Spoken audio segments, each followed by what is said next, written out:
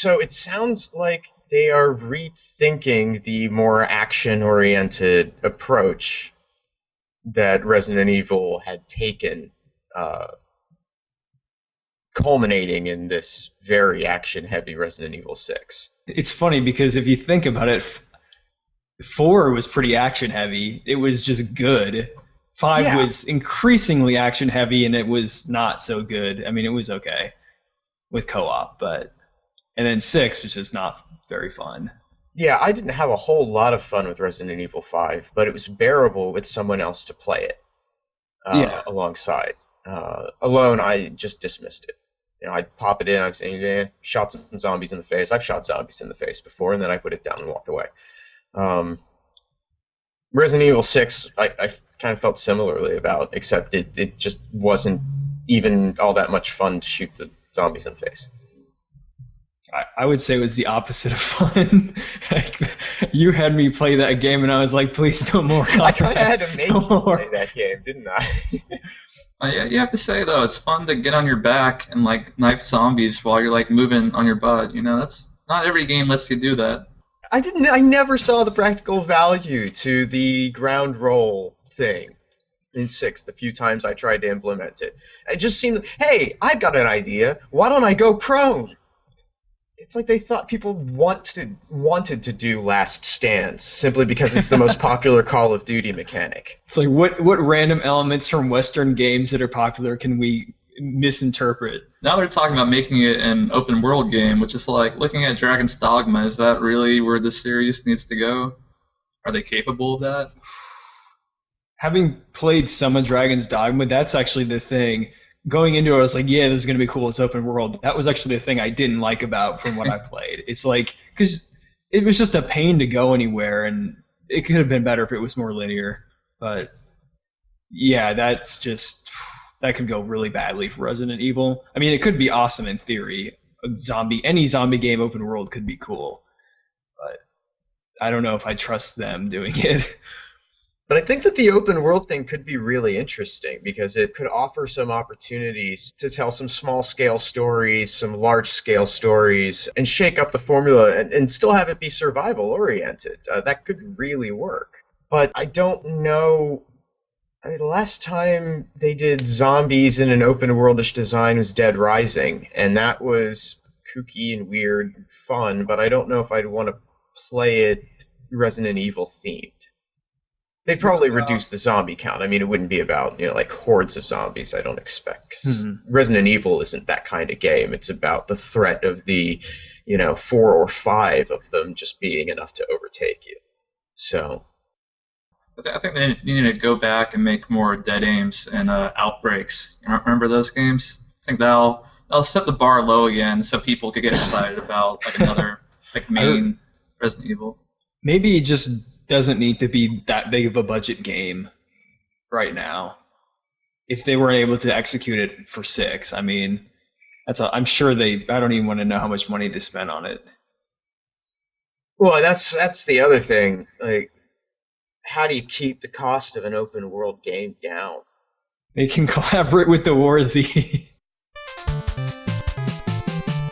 OUYA is going to be in stores, which is I think that's it's an interesting move. I think it's very risky. They had explosive growth online. The Kickstarter was phenomenally successful. I'm sure they'll do very well in pre-order sales through the website, which are open now, and Amazon makes a lot of sense.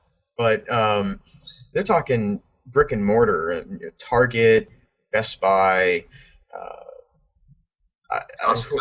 Costco? Are you joking? I didn't see Costco. I don't know if that GameStop.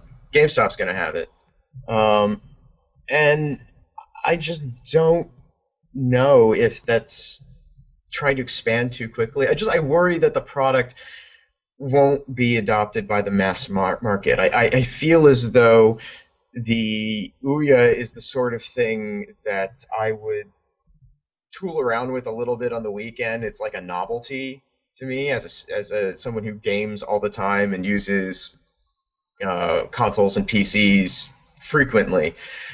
So I think that the problem that they're going to face is really going to be one of marketing and getting the message out and explaining to consumers why this is a great alternative to the existing console options.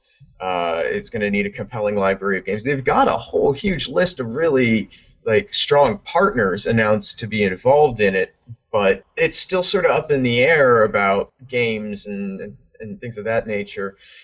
And they're just going to have to figure out a way to explain to consumers why this is a great system.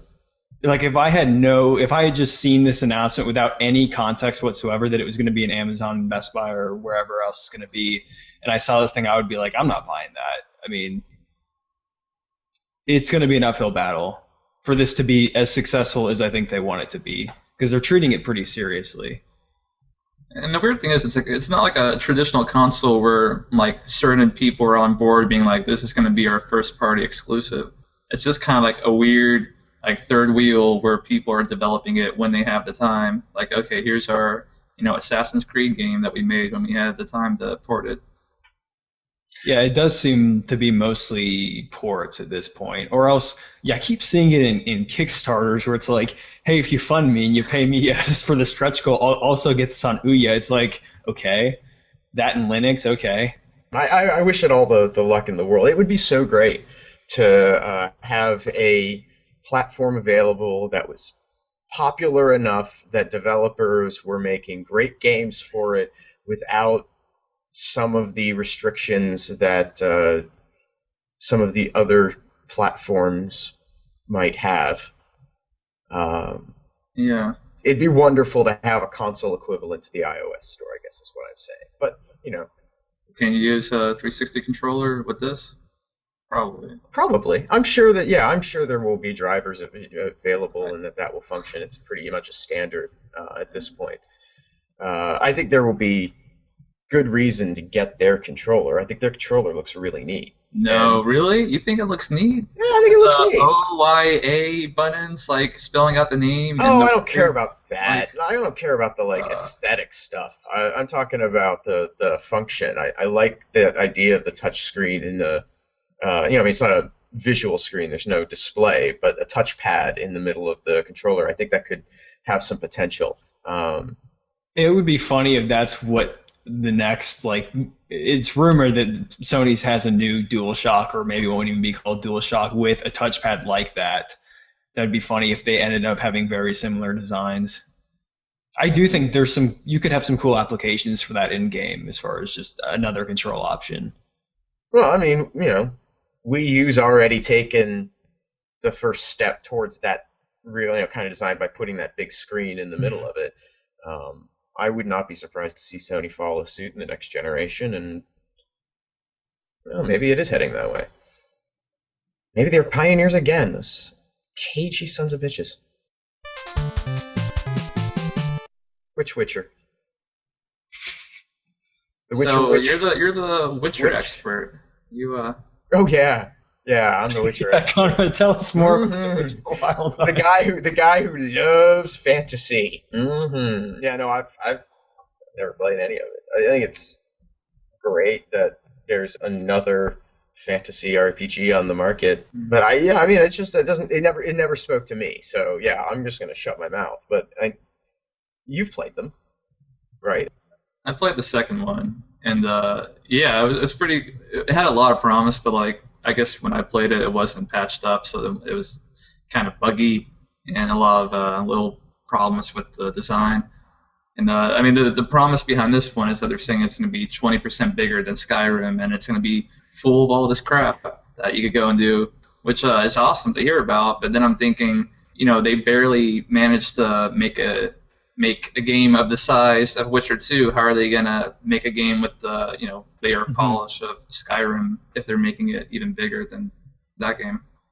Yeah, that could really magnify the issues in the design if that's the case. Especially since they announced it for 2014 simultaneously on all high-end platforms. So that also is new systems maybe. Mysterious implications. Something tells me I'm going to want to play this not at launch, if history is any indication, which is fine. that's kind of how I play a lot of games now, anyways, with that expectation that they'll get a little bit better after a couple months. Well, and this is going to run on the same engine as the Cyberpunk 2077, right? Yeah, CD. What is it? Red Engine 3. It's pretty. I'll give it that. There's definite possibilities there. Got to render all that beard hair.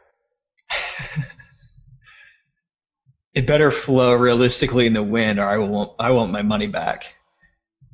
That's the thing, is like you always see these the character creators in a lot of games.